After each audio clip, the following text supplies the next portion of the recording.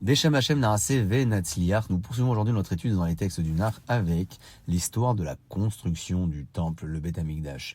Il fallut 7 ans à Shlomo pour bâtir le Beth Amikdash. La construction de son propre palais avait duré 13 ans, bien qu'il n'était pas aussi beau et aussi grand. Mais Shlomo mit tout son zèle à ériger la maison de Dieu, et il la bâtit rapidement parce qu'il y tenait plus qu'à sa propre demeure. L'or que Shlomo utilisa pour le Beth Amikdash brillait comme le soleil. Il avait pris des murailles du Gan Eden qu'Hachem lui avait dévoilées. Il lui a fallu plus d'or pour recouvrir les murs du Echal, l'édifice intérieur du temple, que tout ce qui avait été fait en métal précieux depuis la création du monde jusqu'à Tzidkiyahu, qui était d'ailleurs le dernier roi d'Israël. Shlomo souhaitait faire du Beth Amikdash une pure merveille. Rien n'était trop précieux.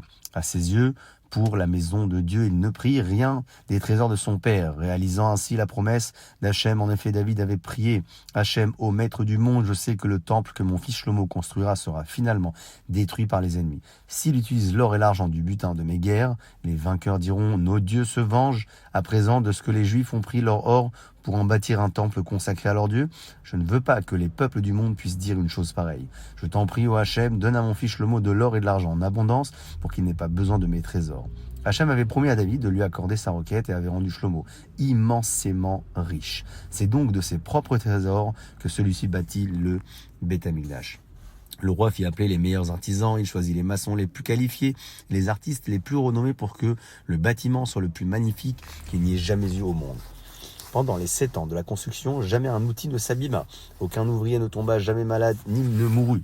Mais dès que le Beth Amikdash fut achevé, tous les travailleurs moururent, sauf Hiram, le chef de l'équipe, qui entra vivant au Gan Eden. Hachem savait que s'il les laissait en vie, ils agiraient mal. Les peuples de la terre voudraient imiter le Beth Amikdash et les engageraient pour bâtir des temples semblables pour leurs idoles. Hachem fit donc mourir ces hommes dès la fin de la construction et leur donna une grande récompense dans le Olam Haba, dans le monde. Shlomo consacra toute son intelligence à construire cette maison sacrée et à en faire un bâtiment superbe. Il forgea 2 chérubins en or pur et les mit sur l'Aaron, l'arche sainte. Il fit de nouvelles tables, mais on ne déposait le lechem apanim, le pain de proposition, que sur la table faite par Moshe. Shlomo destinait les 10 tables à autre chose. Il en plaça 5 à la droite du Shulchan, la table de Moshe, au sud, d'où viennent les plus bienfaisantes. Par le mérite de ces tables, dit Shlomo, que le monde soit béni depuis. Il mit 5 autres tables à la gauche du Shulchan, c'est-à-dire au nord, d'où vient la malédiction du monde. Par le mérite de ces tables, si qu'Hachem préserve le peuple juif de malheur, pria Shlomo. Puis il ajouta encore 70 tables, tout en or pur, simplement pour embellir le Beth Amikdash. Il fit forger 10 candélabres d'or semblables à la Ménorah, le candélabre de Moshe. Il utilisa pour chacun 1000 kikars d'or qu'il ordonna de fondre 1000 fours. Les candélabres étaient au nombre de 10 pour correspondre aux 10 commandements. Chacun avait 7 lumières, donc en tout 70 lumières, comme le nombre des peuples sur terre. Tant que les lumières brûleraient, le peuple juif dominerait les nations du monde. Mais le jour où elles cesseraient d'éclairer, les juifs seraient soumis à leur joug. On allumait toujours en premier lieu la Ménorah de Moshe, faite d'après le modèle de feu qu'Hachem lui avait montré dans le ciel.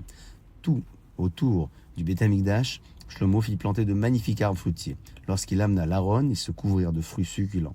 Dès que le vent soufflait, les fruits tombaient à terre et les Kohanim, les prêtres et les Léviim, les ramassaient et les mangeaient avec plaisir. Des centaines d'années plus tard, lorsque les ennemis vinrent détruire le temple, les arbres se desséchèrent et ne produisirent plus rien. Ce n'est que plus tard, au temps du Mashiach, que ces arbres refleuriront et donneront à nouveau leurs fruits succulents. Ainsi s'achèvent l'étape de la construction du Beth Amikdash par le roi Shlomo. Baruch Adonai Le'olam, Amen ve Amen.